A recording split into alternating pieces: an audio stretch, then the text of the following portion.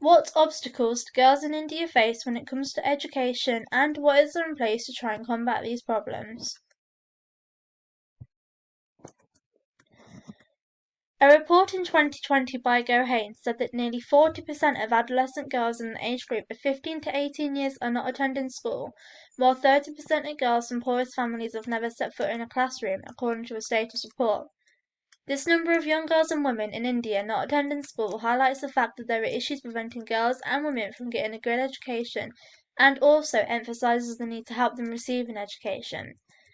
In this presentation, I will talk about the various different obstacles girls in India face that prevents them from attending school and what is being done about it, looking at Sustainable Development Goal number 5 and how this target is hoping to help girls attend school. Child marriage. Child marriage is a formal marriage or informal union that takes place before one or both of the people involved are 18, according to Plan International. Child marriage is one of the key obstacles that young girls face in India when it comes to receiving a good education. There is evidence that child marriage takes place in India, with estimates suggesting that at least 1.5 million girls under 18 get married, according to UNICEF. Child marriage has proven itself to be a big issue that needs to be combated in order to not only make sure that girls have the right to stay in education, but to also protect their physical well-being. In 2020, UNICEF said that child marriage often compromises a girl's development by resulting in early pregnancy and social isolation, interrupting her schooling and limiting her opportunities for career and vocational advancement. Looking at this, it is important to see how child marriage can also have a negative impact on a young girl's life outside of education, with early pregnancies and social isolation. Focusing on the aspect of education, child marriage can create many problems for women who are trying to attend school. Becoming pregnant means that they have to drop out of school to look after their children. As well as this, Girls Not Brides have said that when a girl gets married, she is often expected to drop out of school to look after the home, children, and extended family.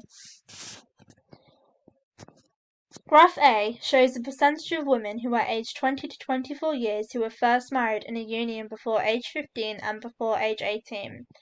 The purple bar stands for women who were married before they were 15, and the yellow bar stands for women married before they were 18.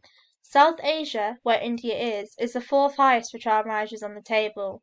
The graph shows that the majority of child marriages in South Asia happen before the age of 18, though there are some child marriages that take place before the age of 15 too. Whilst this doesn't specifically focus on India, it does give a good idea of child marriages that take place in the region and the comparisons that can be made between South Asia and other areas. Despite the troubles that young girls face when it comes to child marriage, there is hope and help for them to stay in education. One example of a young girl in India being helped to stay out of a child marriage and to stay in education comes from World Vision, who talk about their experiences with 15-year-old Rashmi, whose parents wanted her to get married. This meant that Rashmi would have had to drop out of education. However, World Vision approached the parents and they compelled her family to drop the marriage plans, meaning that Rashmi could have the opportunity to stay in education and continue her studies. When looking back at what had happened, Rashmi's mother said, "We realised that we made a big mistake at an early age. Now we want her to study well and pursue her interests." This indicates that education can actually be one of the ways to keep young women in education. By teaching parents about the importance of their daughters receiving an education and helping them understand why it is important, this can help women remain in school by encouraging their parents to not allow them or make them drop out. Housework. Another issue that girls in India face as a barrier to education is the expectation for them to drop out of school to do housework and take on the role of helping the family. This can link in with child marriage, where once a young girl is married they are expected to drop out of school to look after their children and become a housewife. However, girls can also be expected to either drop out of school or not attend to help out with their parents, grandparents, and siblings. An example of this is 11-year-old Neha, whose parents enrolled her in school when she was 6, but she dropped out 4 years later before completing elementary school. She had to help her mother with housework and look after her younger siblings, Palak and Sunny, according to Times. This highlights another issue, where even though families are told their daughters must receive an education, they still allow them not to attend school. It also shows how views and ideas of the role that women should have in society can have an impact on whether or not girls attend school.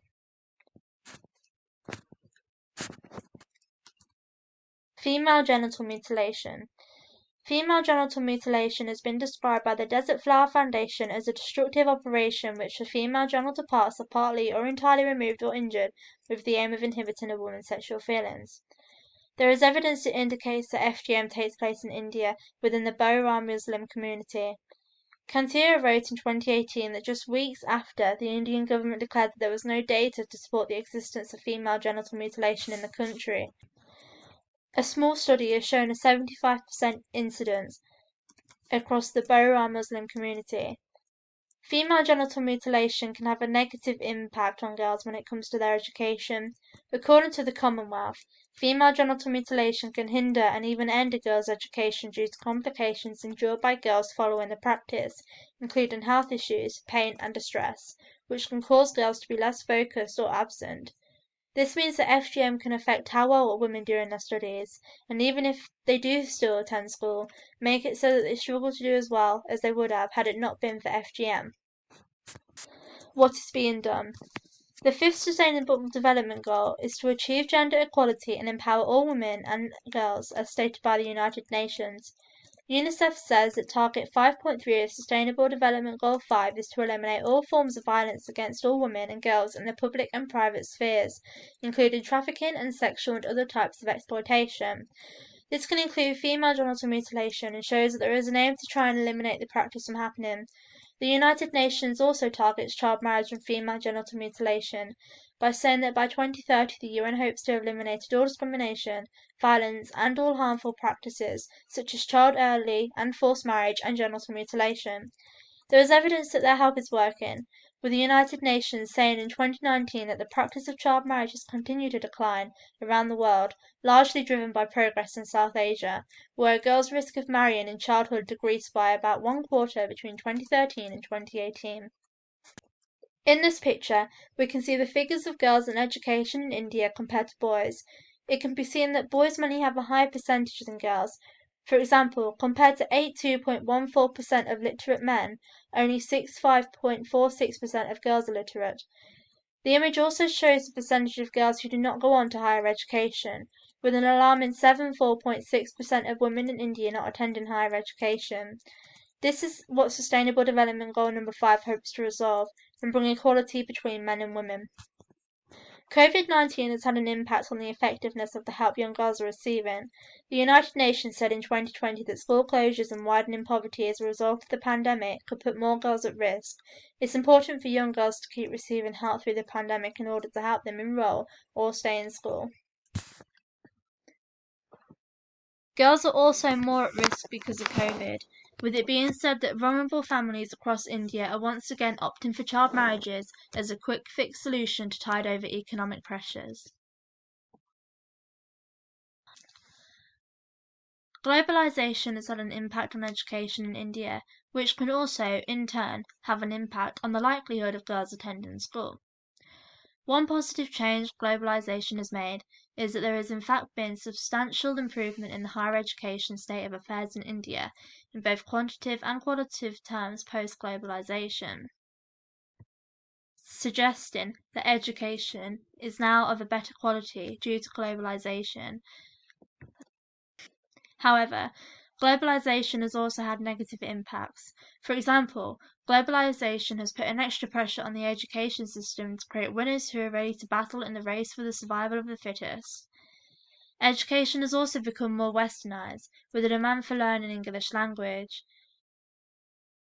With the demand for the English language to be taught in Indian schools, it could be perceived to be trying to change the Indian culture, which could, in turn, put some parents off allowing their daughters to attend school, and could even put girls off of attending school.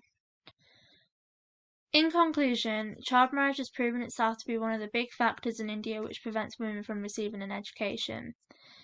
Female genital mutilation and the expectation for women to help their families with cooking, cleaning, and other forms of housework also create an issue for girls who wish to attend school. However, there is hope for women as Sustainable Development Goal number 5 aims to achieve gender equality and help women receive an education all over the world.